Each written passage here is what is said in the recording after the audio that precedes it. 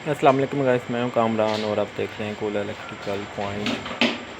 ये हायर का एसी है जिसमें F1 का एरर आ रहा है। ये कब और क्यों आता है, किस वजूहात से आता है, ये मैं आपसे आज डिस्कस करूंगा।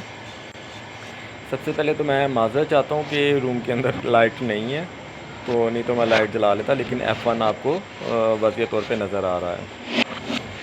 अच्छा, हम चलते हैं सीधा इसके F1 एरर पे। ये हायर का F1 एरर है। हर कंपनी का जो एरर होता है उसका कोड अलग अलग होता है। इस चीज़ का आपको बखूबी अंदाज़ा होगा। ये कोई किट का एरर नहीं है, ना इंडोर की किट का एरर है ना आउटडोर की किट का एरर है।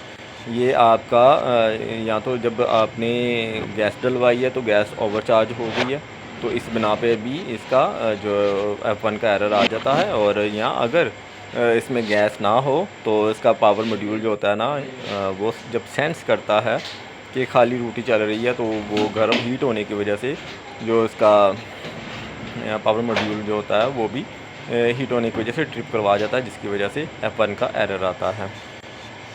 अगर गैस भी आपकी पूरी है, कम ज़्यादा नहीं है, तो फिर भी अगर F1 का एरर आ रहा है और यानी कि एसी चलते चलते कुछ अर्से के बाद, यानी कि 1 साल के बाद या कुछ अर्से के बाद आप इसमें F1 का अगर एरर आ रहा है, तो फिर आप इसकी इंडोर की जो जो फ़िल्टर वगैरह है, जाली वगैरह, वो निकालें, उसे वॉश करें, अच्छी तरह सफाई करें और लगा दें। इसके अलावा आप आउटडोर पे जाएं और आउटडोर को जो इसका कंडेंसर है उस पर अच्छी तरह से पानी शानी मारें।